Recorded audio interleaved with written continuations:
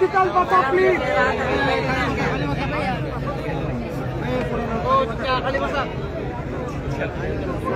आहे तिथं बसा.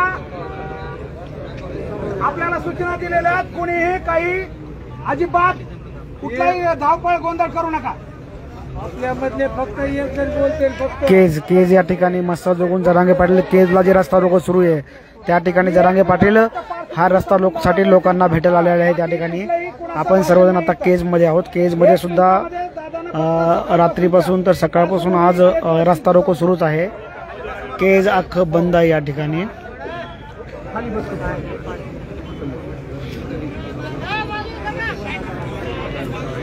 कृपया गोंधळ अजिबात करू नका, विनंती केलेली अगोदरच आपल्याला.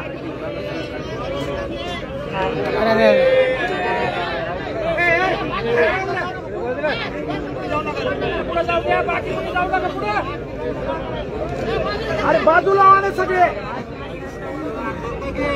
बाजूला या सगळे.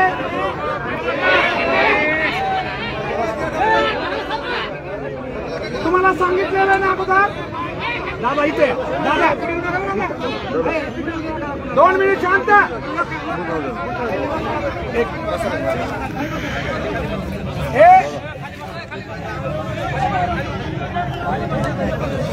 बसा खाली बसा. बसा आहे तिथं बसा खाली बसा. बसा खाली प्लीज. खाली बसा.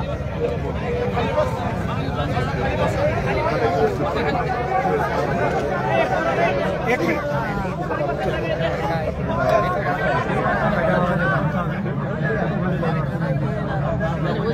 खाली बसा ना 2 मिनिट. ओके आवाजाकडे लक्ष द्या. इकडे शांत राहा. बोलू नका कोणी.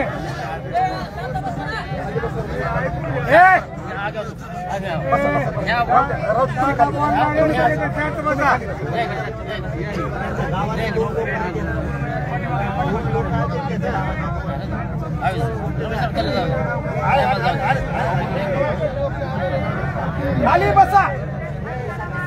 माननीय मनोज दादा या ठिकाणी मसाजोगचे सरपंच संतोष अण्णा देशमुख यांची हत्या झाल्यानंतर मसाजोग येथे चालू असलेल्या आंदोलनाला समर्थन देण्यासाठी केज शहरातील प्लीज केज शहरातील सर्व जाती धर्माचे दादा तुम्हाला माहिती असावं सकाळी 10 वाजल्यापासून सर्व जाती धर्माचे लोक या घटनेच्या विरोधात आपला रोष संताप व्यक्त करण्यासाठी या ठिकाणी आहेत.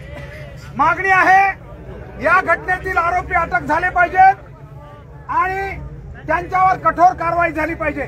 दुसरी मागणी इथल्या समाजाने केलेली आहे ती म्हणजे पोलीस प्रशासनाच्या भूमिकेबद्दल जी काही लोकांच्या मनातली त्याबद्दलही निवेदनातून जी मागणी केलेली आहे ती मागणी आहे. अशा 2 मागण्या आहेत. आपल्याला विनंती विशेष म्हणजे पुन्हा एकदा मी उपस्थित आणि दादापासून या महामार्गावर हे आंदोलन सर्व आम्हाला विनंती करतो की त्यांनी यानंतर सहकारी दादांची ते बोलतील आणि त्यानंतर बाकी मसाजोगचे सरपंच संतोष देशमुख यांचे अपहरण करून हत्या केली. त्या हत्येमागील जे आरोपी आहेत त्यांना अटक करण्यात यावी यासाठी मसाजोग गावकऱ्यांनी मसाजोगचे रास्ता रोको केला होता. देशमुख साहेब मसाजोग इकडे बोला. तसंच आपणही सर्व केज तालुक्यातील सर्व बांधवांनी या ठिकाणी रस्ता रोको केला. आम्ही गावकऱ्यामार्फत एक 5 मागण्या आम्ही प्रशासनाकडे सादर केल्या. त्यातली आमची पहिली मागणी होती संतोष देशमुखला ज्या लोकांनी मारलंय ते सर्व आरोपी तात्काळ अटक करा. दुसरी गोष्ट म्हणजे या आरोपींच्या मागे ज्या लोकांचा वरदहस्त आहे त्यांना सह आरोपी करा. तसंच केजचे पोलीस निरीक्षक महाजन साहेब आणि PSI पाटील साहेब यांना तात्काळ निलंबित करून त्यांना सह आरोपी करा. सदरील प्रकरणाची सदरील प्रकरण CID वर करा. या प्रकरणामध्ये स्पेशल PPची नेमणूक करून ते प्रकरण फास्ट ट्रॅक कोर्टाकडे सादर करा आणि याच्यामधला जो आय विटनेस आहे किंवा जो त्या घटनास्थळावर आमच्या इथला शिवराज देशमुख याला पोलीस प्रोटेक्शन द्या. या आम्ही मागण्या त्या ठिकाणी मांडल्या होत्या. आम्ही रात्री 6 वाजता आंदोलनाला सुरुवात केली होती. रात्री 1 वाजता अप्पर पोलीस निरीक्षक आणि 2 DYSP यांनी आम्हाला विनंती केली की आम्हाला तुम्ही काही वेळ द्या. त्यांच्या विनंतीला मान्य करून आम्ही सकाळी 9 पर्यंत त्यांना वेळ दिला होता. परत 9 वाजता आम्ही मस्साजोगला त्या ठिकाणी बसलो. त्यावेळेस त्यांनी आम्हाला 2 आरोपी अटक केले म्हणून सांगितलं, पण त्यावरही आमचं समाधान झालं नाही. आम्ही सर्व आरोपींना अटक करा म्हणून भूमिका घेतली होती. त्यानंतर मनोज दादा त्या ठिकाणी मस्साजोगला 4 वाजता आले आणि त्यांनी SP साहेब असतील, IG साहेब असतील किंवा मंत्रालयातील वरिष्ठ अधिकारी असतील यांच्याशी संपर्क साधून आम्ही ज्या मागण्या केल्या होत्या त्यामधली PSI पाटील साहेब यांची म्हणजे हे त्यांना निलंबित करण्यात आलेला आहे. त्यांची ती ऑर्डर 9 वाजेपर्यंत SP साहेब दादांना देणार आहेत. PI महाजन साहेबांच्या निलंबनाचा विषय हा IGच्या हातात असल्यामुळं तसा तो प्रस्ताव 2 दिवसामध्ये ते IGंना सादर करणार आहेत. पुन्हा CID कडे जे आम्ही प्रकरण वर्ग करा म्हणलो होतो मंत्रालयातून तो प्रकरण तात्काळ CID कडे वर्ग करण्यात जाईल असा संदेश दादाला देण्यात आलाय. आणि ज्या आमच्या मागण्या होत्या आणि स्वतः SP साहेबांनी बाकी जे आरोपी आहेत त्यांना 3 दिवसामध्ये अटक करू अशी दादा आणि आमच्या गावकऱ्यांसमोर ग्वाही दिली आहे. त्यामुळं आपण ज्या गोष्टीसाठी हा रस्ता रोको केलता त्याला प्रशासनानं सकारात्मक आम्हाला प्रतिसाद दिलाय. आम्ही गावकऱ्यांना रस्ता रोको आम्ही सुरू आंदोलन बंद केलंय दादाच्या म्हणण्यावर. गावकऱ्यामार्फत मी बी अशी विनंती करतो की PM झालेला आहे, बॉडी आता मस्साजोगला घेऊन जायची आहे. दादाच्या आदेशानुसार आपण सुद्धा हे आंदोलन या ठिकाणी स्थगित करावं. 3 दिवसाचा प्रशासनाला कालावधी द्यावा. त्यानंतर जर त्यांनी नाही तर दादाच्या नेतृत्वाखाली आपण पूर्ण जिल्ह्याचं आंदोलन या ठिकाणी उभा करू. 3 दिवसानंतर दादा आपल्या 3 दिवसानंतर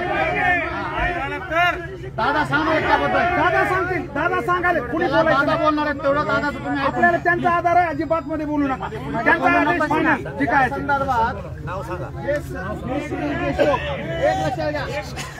दादानी या दोघाला बोलायला सांगितले त्यांच्या आदेशावर. या संदर्भात दादाची आमची आणि SP साहेबाची जवळपास 2 तास तिथं सविस्तर चर्चा झाली. या संदर्भात ऐकून घ्या 1 मिनिट. 2 तास या संदर्भात चर्चा झाली. चर्चेअंती जे सगळ्या गोष्टी फायनल केलेल्या आहेत त्या फायनल झालेल्या गोष्टी सगळ्या दादापाशी सांगितलेल्या आहेत. त्या बाबतीत सगळ्याचं समाधान झालेलं आहे. आणि जे समजा त्यांना 3 दिवसाची आपण मुदत दिलेली, 3 दिवसात जर त्यांना आरोपी अटक केले नाही तर 4थ्या दिवशी बसून पुन्हा आणि मस्साजोगमध्ये आंदोलन छेडणार आहेत. ते आंदोलन राहील, ते शांततेनंच राहील. त्या आंदोलनाला आपल्या तालुक्यातून नाही तर पूर्ण जिल्ह्यातून पाठिंबा मिळणार आहे. त्यात दादा पण आपल्या बरोबर तिथं येणार आहेत. हे दादाचं सांगणं आहे आम्हाला. तुम्ही कुणी काढू नका प्रश्न, आता दादा सांगतील. आता त्या संदर्भात दादा बोलतील. ठीक आहे. प्लीज आपल्याला अगोदर सूचना दिल्या होत्या आपण शिस्त पाळायची.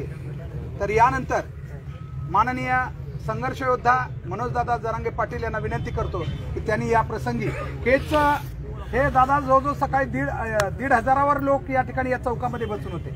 ठीक आहे, काही येत राहिले, कमी जास्त जात राहिले, परंतु संख्या मात्र कायम राहिलेली आहे. आणि आता आपण येणार म्हटल्यानंतर आपल्या प्रतीक्षेमध्ये हे सगळे आहेत. तर मी अधिक न वेळ घेता माननीय दादांना विनंती करतो की त्यांनी या प्रसंगी केजच्या या आंदोलकांना संबोधित करावं.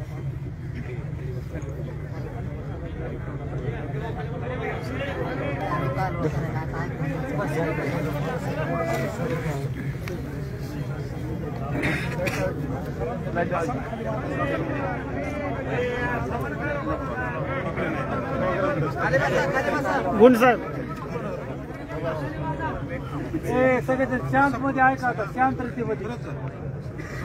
आपले संतोष भैया देशमुख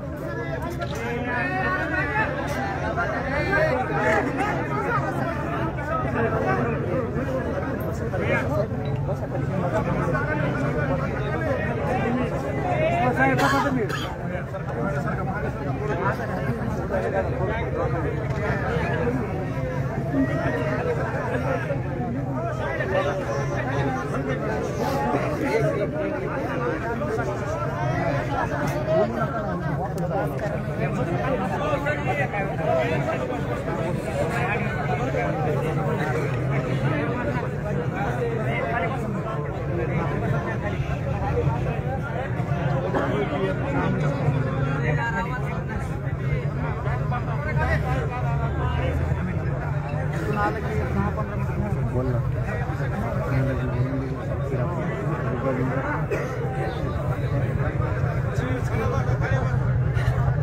आवाज येतोय का सगळ्याला?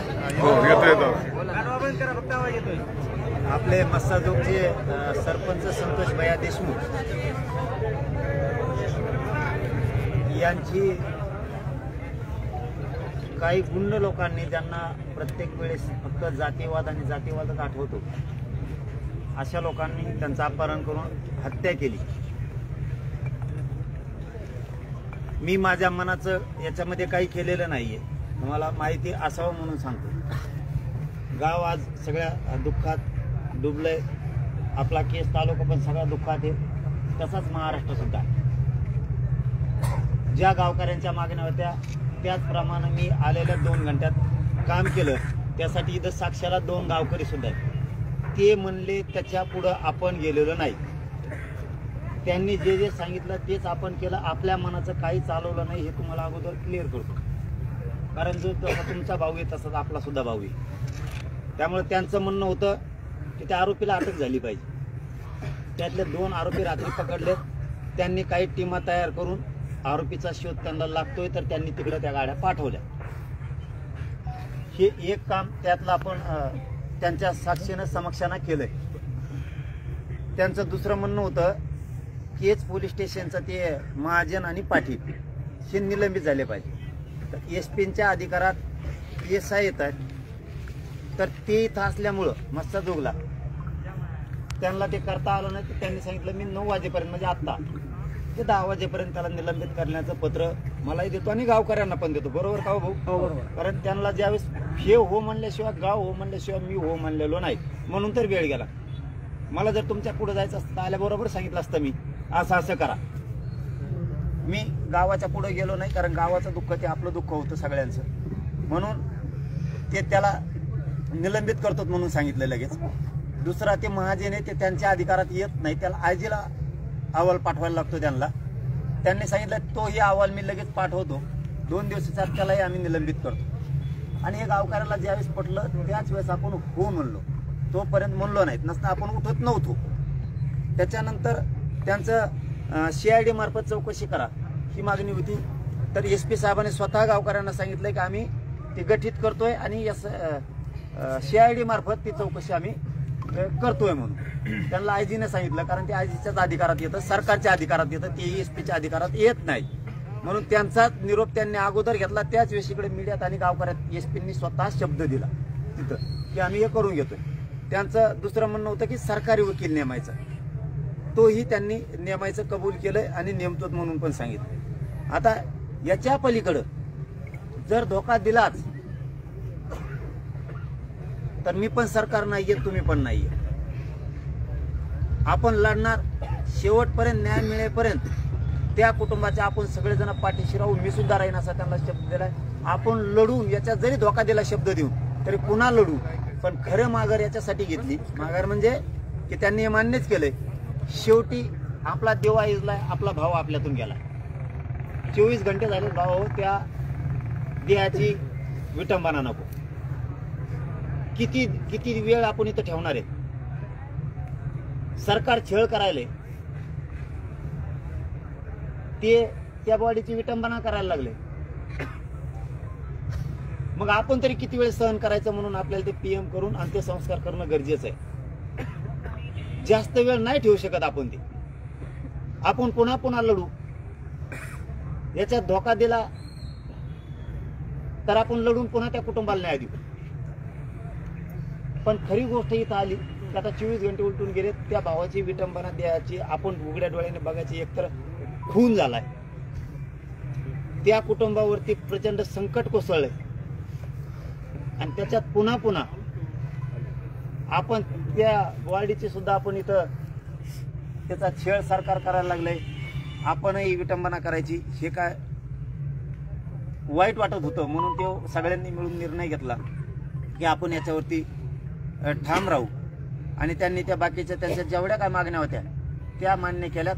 आणि काही इथं जे सांगण्यासारखं नाही ते तुम्ही ह्या 2 लोकांना कधी प्रत्यक्ष विचारा किंवा आताही थोड्या वेळानं जरी विचारलं तुम्ही काय त्याच्यात खूप काही ते FIR खोटा केला होता. सगळ्यात महत्वाचं कोणाची बदली होण्यापेक्षा, कोणाचं अमुक तमुक होण्यापेक्षा, काय म्हणते त्याला निलंबित करण्यापेक्षा FIR खूप महत्वाचं होतं. माणूसही गेला आणि FIR नीट नाही. ते मात्र त्यांच्या म्हणण्यानुसार दुरुस्त आहे, त्यांच्या म्हणण्यानुसार सांगतोय मी. आपण लढणार आहेत, आपल्याला त्यातलं कळत नाही. त्यांना जे जे वाटलं ते ते करून घेतलंय. त्यांना प्रत्यक्ष विचारू शकता. बरंच काही 2 घंट्यात केलंय आणि त्याच्या पलीकडे धोका बसला तर आपण सगळे लढू आणि त्या कुटुंबाच्या पाठीशी उभा राहू. न्याय 100% मिळण्याशिवाय आपण हटणार नाही. सरकारच्या मागा लागू आणि कोणाकोणाची दश येते ना त्याच्याकडे जरा आता बघावंच लागणार. टाळ्या वाजू नका म्हणलं ना, तुम्हाला अगोदर सांगितले ना. विलाज आहे आता. त्यांना विनंती, केजमधून माझी चांगला धडा द्या, चांगलं शिकवा त्यांना. हे बरं नाही. तुम्हाला जर वाटत असेल आम्ही लय पहार पिळे आहेत, जर का एकदा खवळले ना अवघड होईल बरं का. हे संदेश आहे माझा तुम्हाला. तुमच्या लोकांना तुम्ही जरा नीट शिकवा, त्यांना नीट वळण लावा, कमवा, मोठे व्हा, तुम्हाला काय व्हायचं ते व्हा. पण हे प्रकार तुम्ही थांबवा. तुम्हाला वाटत असेल आम्ही अमुक घेत आणि तमुक घेत, एकदा जर लोक बिथारले ना पळता भुई कमी होईल. ती दिवस येऊन देऊ नका. तुमच्या लोकांना चांगला धडा द्या, चांगलं शिक्षण द्या, चांगली शिकवण सांगा त्यांना. तुम्ही नाही सांगितली तर आम्हाला नीट करावंच लागणार. कारण प्रत्येक वेळेस जर असं प्रत्येकाचं काळीच टप्प्याटप्प्याने जर जात राहिलं तर कुठं तरी विचार करावा लागणार आहे. त्याला नाविलाज आणि आपलं सगळं खुल्याम असतं. आपण अंधारातून फांधारातून काड्या फाड्या करत नाहीत. माझी विनंती इथून आपल्या लोकांना चांगलं शिक्षण द्या, त्यांना चांगला धडा शिकवा, त्यांना चांगलं सांगा.